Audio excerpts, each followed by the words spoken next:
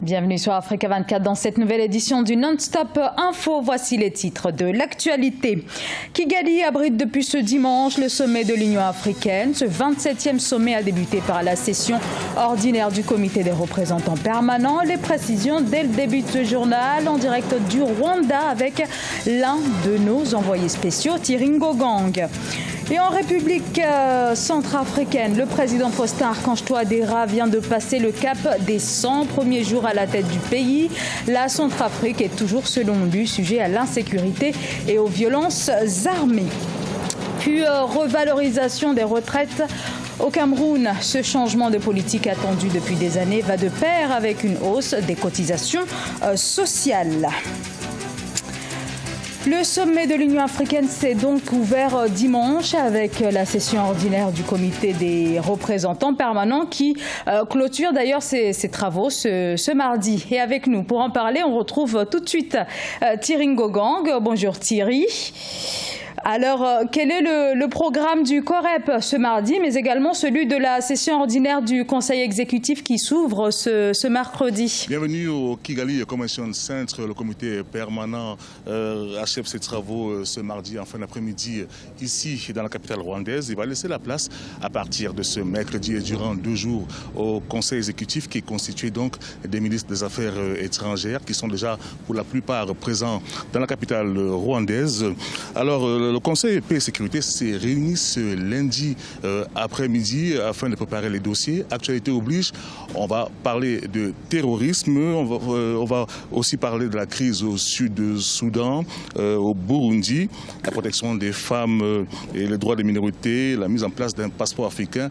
Tous ces dossiers seront donc soumis à l'approbation des chefs d'État qui seront présents ici les 17 et 18 juillet prochains. Alors pour terminer, en ce qui concerne la succession de la présidente de la commission, la sud-africaine Nkosazana Dlamini Zuma, on sait qu'il y a des candidatures qui sont déjà connues, celle par exemple de l'équateur-guinéen Agapito Mba-Mokui, la botswanaise Polonomi Vincent Moitoy, de l'Ougandaise Speciosa Wandira Kazibwe et du Sénégalais Abdoulaye Bathily. Mais les indiscrétions que nous avons pu glaner ici au niveau du Kigali Convention Center laissent à penser qu'il pourrait y avoir un report de ces élections-là, que le mandat de la Sud-Africaine pourrait donc être reporté de quelques mois afin qu'on puisse trouver un consensus.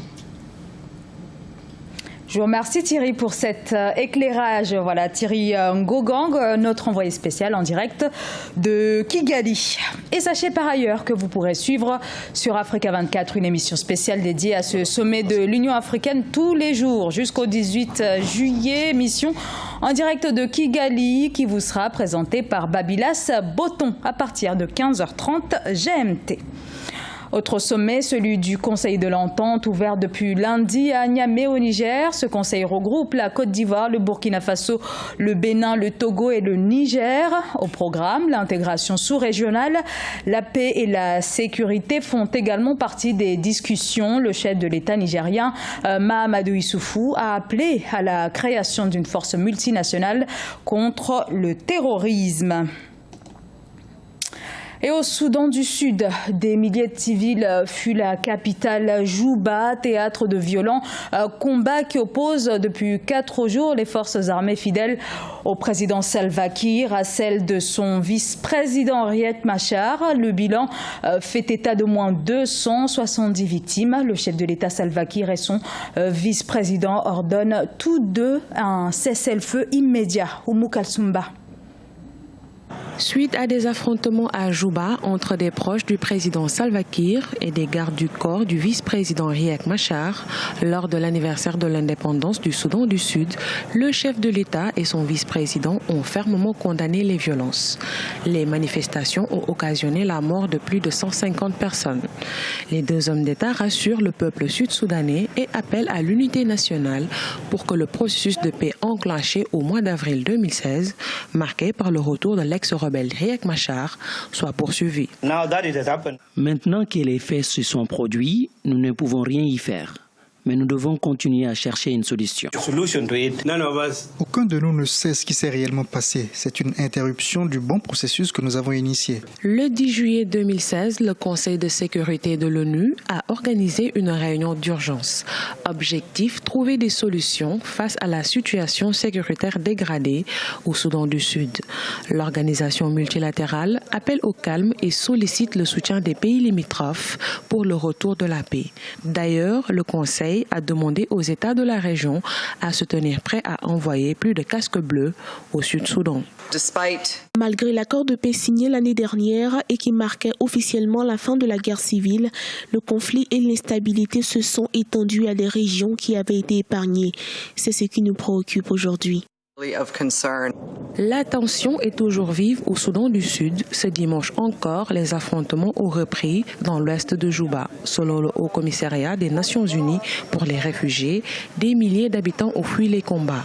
Certains se sont réfugiés dans un camp des Nations Unies qui abrite déjà près de 30 000 déplacés à Juba, la capitale.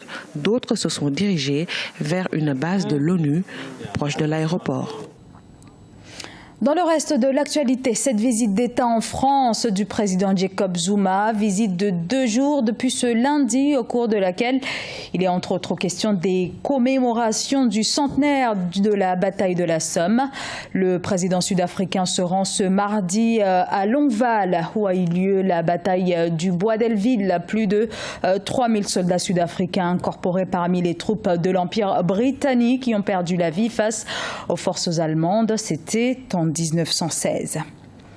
La patrie est en danger. Nous devons la sauver par tous les moyens, a déclaré le chef de l'État de la Centrafrique, Faustin Archange Touadéra, qui vient de passer le cap des 100 jours au pouvoir. En effet, malgré la présence dans le pays de 12 000 casques bleus, le climat reste tendu et volatile dans le pays. Gladys Mwamba. Le président centrafricain Faustin Archange Touadéra a passé le cap des 100 premiers jours à la magistrature suprême le 7 juillet 2016. Pour l'occasion, le chef de l'État s'est exprimé dans les médias locaux, une allocution marquée par sa volonté de permettre à ses concitoyens de vivre en paix. Dans le domaine de la paix, de la sécurité et de la réconciliation nationale, il convient de noter que depuis mon investiture, je n'ai ménagé aucun effort pour permettre aux Centrafricaines et Centrafricains de tous les horizons de vivre en paix et en sécurité sur tout le territoire national.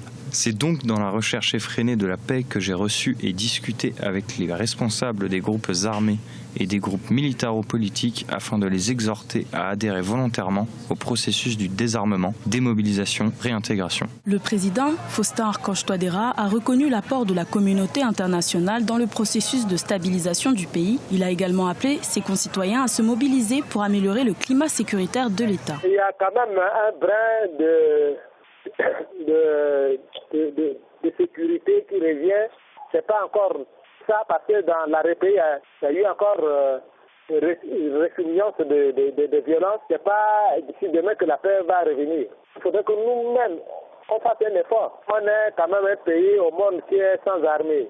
Seulement sur cette petite force de défense de sécurité constituée des policiers et des gendarmes non préparés à la guérilla, à la rébellion et autres. Mais il faudrait que nous autres, nous mobilisions pour parler à nos enfants, à nos frères, pour qu'on leur dise la paix n'a pas de prix. Cette allocution était également l'occasion pour le chef de l'État centrafricain de demander la levée totale de l'embargo de la communauté internationale instauré en 2013 sur la commercialisation des diamants. Avant la crise sécuritaire, la production nationale centrafricaine s'évaluait à près d'1 million de carats par an, des ressources minières qui contribuent à l'essentiel des recettes du pays.